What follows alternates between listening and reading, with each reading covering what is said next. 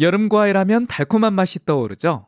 그래서 당뇨인들은 참외를 포함한 여름 과일을 멀리하는 경우가 많습니다. 하지만 생각과는 다르게 참외를 이렇게 먹으면 당뇨에 좋다는 사실, 특히 이것과 함께 먹으면 당뇨 극복에 도움이 된다고 합니다. 오늘 영상을 끝까지 보시면 당뇨인도 안심하고 참외를 즐길 수 있는 방법을 배울 수 있을 겁니다. 그럼 영상 끝까지 함께 해주세요. 안녕하세요. KK 건강입니다. 여러분, 혹시 당뇨인들이 참외를 멀리하는 이유 아시나요? 바로 참외의 당도가 높다고 알려져 있기 때문이에요. 달콤한 과일을 보면 당뇨인들은 손이 떨리죠. 혈당 관리를 위해 당분 섭취를 제한해야 하는데 이 맛있는 참외를 참기가 쉽지 않습니다. 하지만 여러분, 참외에 대해 오해하고 있는 건 아닐까요? 당뇨인들에게 금기시되는 과일 참외. 하지만 이 참외의 숨겨진 비밀을 알고 나면 여러분은 생각이 180도 바뀔 겁니다. 그 해답이 참외의 혈당지수와 혈당 부하지수에 있지는 않을까요? 혈당지수와 혈당 부하지수 많이 알고 계시죠? 간단히 말씀드리면 혈당지수는 식품을 먹고 혈당이 얼마나 빨리 오르는지를 나타내는 지표인데요.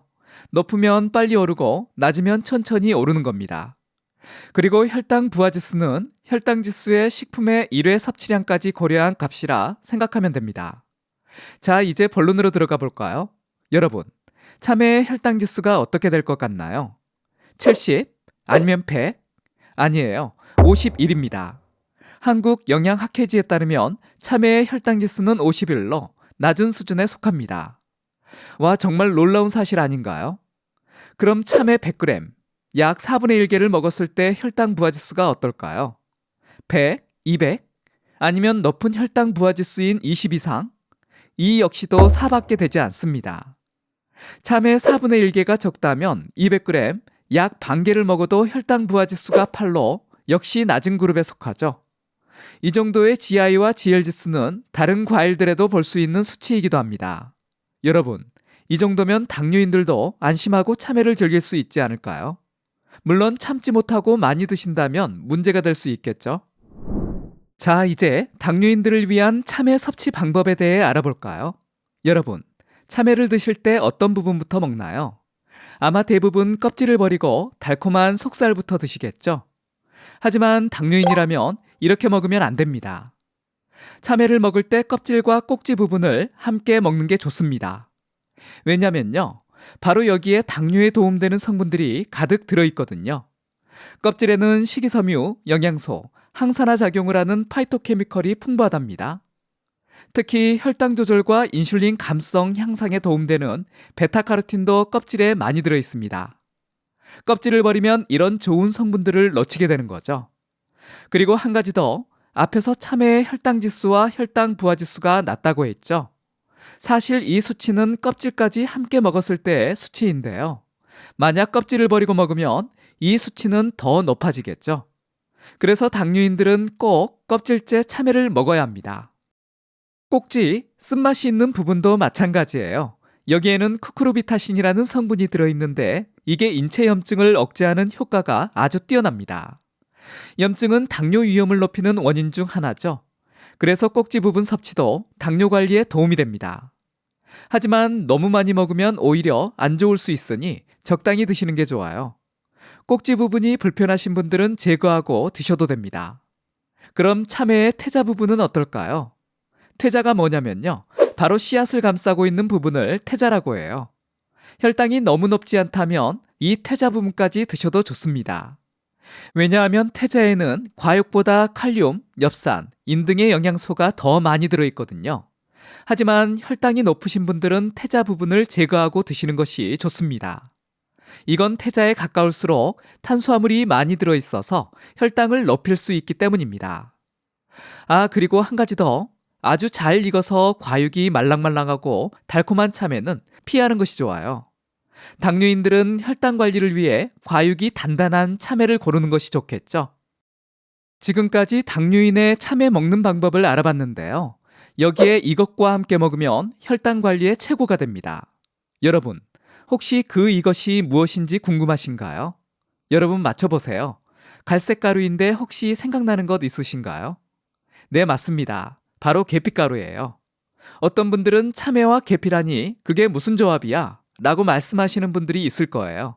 하지만 여러분, 이 조합, 당뇨인들에게는 환상의 조합이라고 할 수 있습니다. 우선 참외는 차가운 성질을 가지고 있고 계피는 따뜻한 성질을 가지고 있어요. 마치 음과 양의 조화처럼 서로 상호 보완이 되는 거죠. 참외를 먹어 몸이 차가워졌을 때 계피가루가 그걸 따뜻하게 해줍니다. 그런데 더 놀라운 건 뭔지 아세요? 계피가루는 참외를 먹어서 올라간 혈당을 확 잡아준다는 겁니다. 참외를 먹었는데 혈당이 오를까봐 걱정이라면 그럴 때 계피가루를 살짝 뿌려 먹으면 걱정을 줄일 수 있습니다. 왜냐하면 계피에는 인슐린 작용을 촉진하고 혈당 상승을 억제하는 효과가 뛰어나거든요. 마치 계피가루가 혈당 지킴이처럼 혈당을 쑥쑥 낮춰주는 거죠. 자, 이렇게 참외와 계피가루의 환상의 조합 어떠신가요?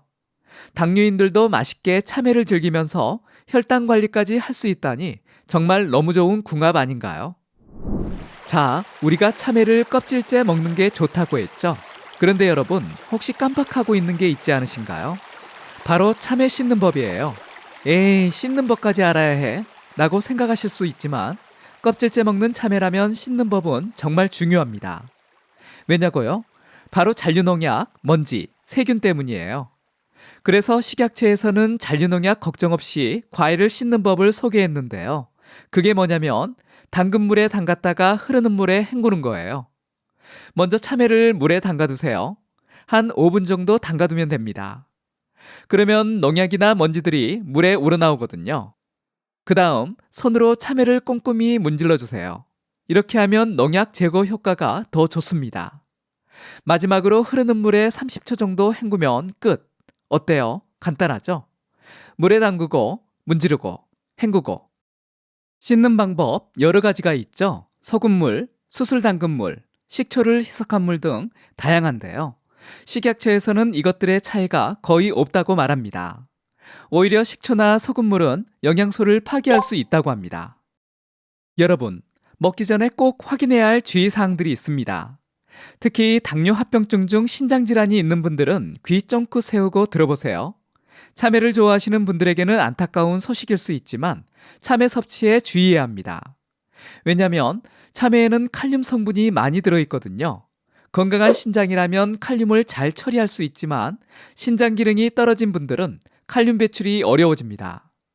그러면 몸에 칼륨이 쌓이게 되고 이는 신장 기능을 더 악화시키고 심장에 문제를 일으킬 수 있습니다.